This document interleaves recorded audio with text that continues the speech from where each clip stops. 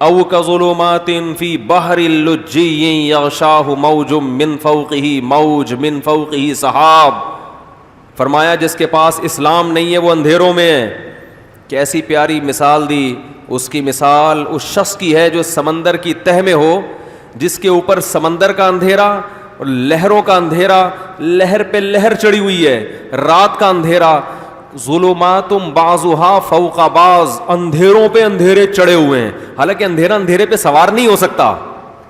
اب کوئی فلسفی آگے بولے اندھیرا تو انرجی بھی نہیں ہے, لائٹ تو پھر بھی انرجی میں آتی ہے نا, اندھیرا تو کوئی چیز ہی نہیں ہے, تو وہ ایک کے اوپر چڑھے گا کیسے؟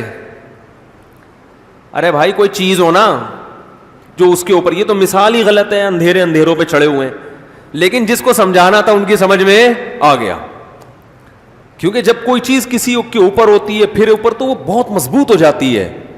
تو اللہ فرماتے ہیں ظلمات بعضها فوق بعض, اندھیرے ہیں جن کے جو ایک دوسرے کے اوپر چڑھے ہوئے ہیں, تہیں لگی ہوئی اندھیروں کی, اور وہ اندھیروں کی تہوں کا پوٹلا رکھ کے اس کے سر پہ رکھ دیا ہم نے, گپ اندھیرے میں.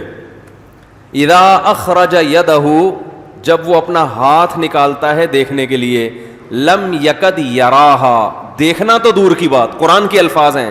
لم یکد کا مطلب ہے کہ امپاسبل, ممکن ہی نہیں ہے کہ اس کو دیکھ لے. ہم ہوتے تو ہم مثال دیتے کہ جب اپنا ہاتھ نکالتا ہے دیکھنے کے لیے تو دیکھ نہیں سکتا. نہ قرآن نے کہا یہ سمجھا, اس سے سمجھ میں تھوڑی آئے گی بات. لم یکد یراہا, دیکھنا ممکن ہے ہی نہیں. ہاتھ کی مثال کیوں دی ہے؟ اس لیے کہ ہاتھ کو دور اور قریب کیا جا سکتا ہے. آپ کی دور کی نظر کمزور ہے, قریب کر لیں, قریب کی نظر کمزور ہے, دور کر لیں. تبھی دیکھو جو کتاب پڑھ رہے ہوتے ہیں کبھی یوں کر رہے ہوتے ہیں کبھی یوں لے کر آ رہے ہوتے ہیں, جہاں حرف سمجھ میں آنا شروع وہی روک دو اس کو, ہے نا ایسے. تو اللہ فرماتے ہیں ہاتھ سجائی نہیں دیتا. تو جس کے پاس اسلام نہیں ہے وہ اندھیروں میں بھٹک رہا ہے, اسے پتہ ہی نہیں کہ سیدھا راستہ کیا ہے اور غلط راستہ کیا ہے. یہ غیر مسلم ہے نا, ان بیچاروں کی ساری زندگی صحیح اور غلط کو ڈیفائن کرنے میں نکل جاتی ہے. یہی نہیں پتہ چلتا صحیح کیا ہے, اور بھائی غلط سے بچنا ہے, صحیح پہ چلنا ہے, یہی ہے نا سیدھا راستہ.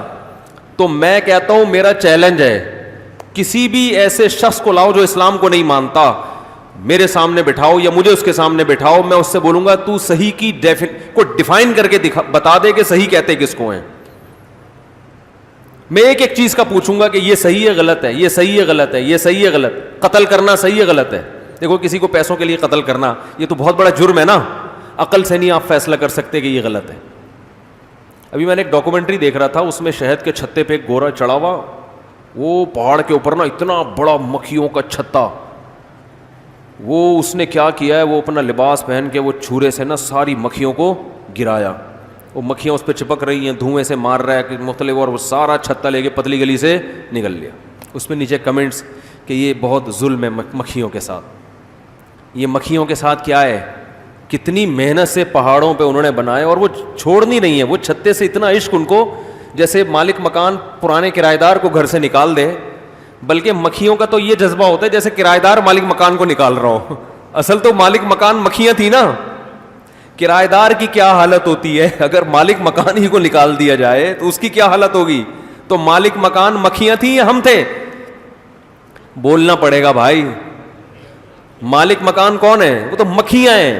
اور انہوں نے کنسٹرکشن کا کام خود کیا تھا, میں نے اپنے ہاتھوں سے بنایا. لوگ فخر کر رہے ہوتے ہیں نا یہ گھر میں نے اپنے ہاتھوں سے بنایا, تو مکھیوں نے تو واقعتاً اپنے ہاتھوں سے بنایا ہوتا ہے.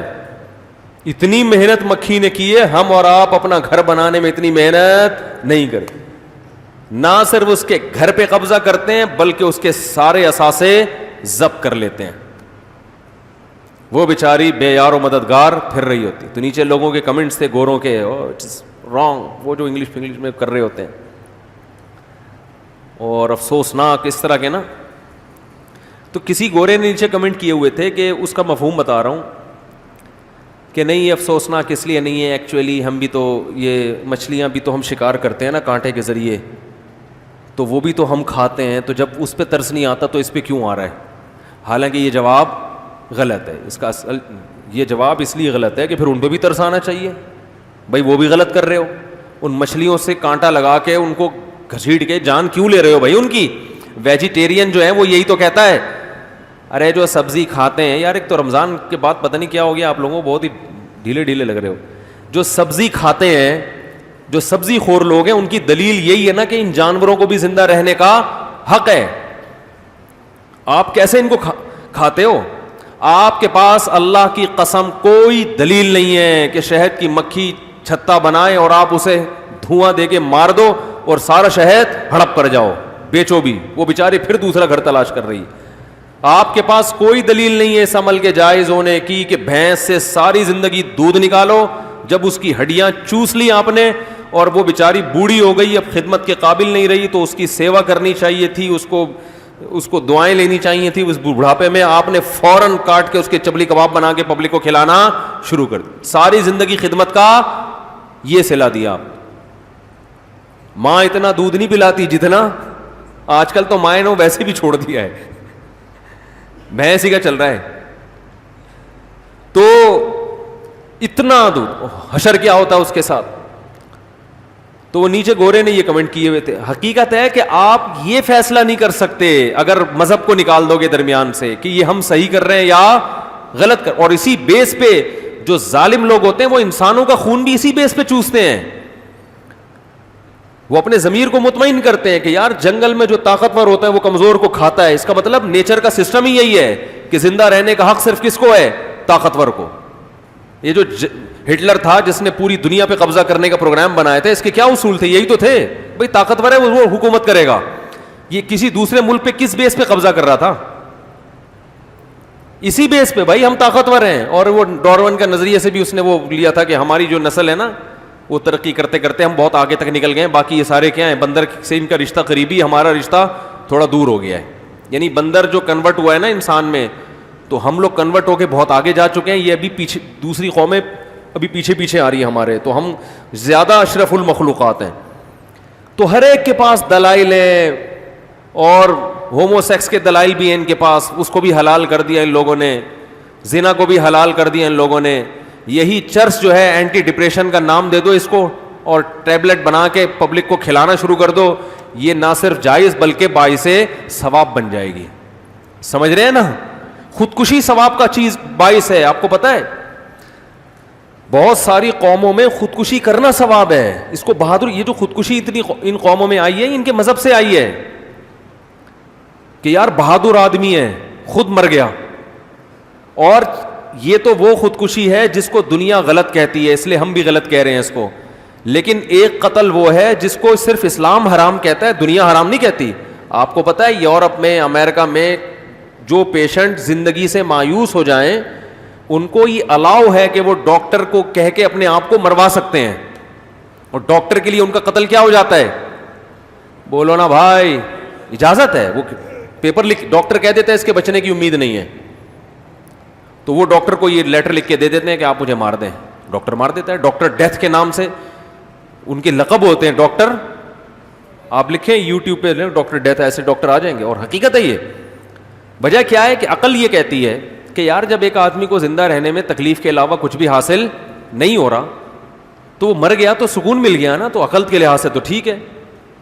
تو واہ, عقل کے لحاظ سے اگر یہ ٹھیک ہے تو مجھے ایک بات بتاؤ کہ جو آدمی فزیکلی بالکل فٹ ہے لیکن غموں کا مارا ہوا ہے, تو وہ اپنے آپ کو اسی بیس پہ مار لے تو کیا جرم ہے پھر یہ؟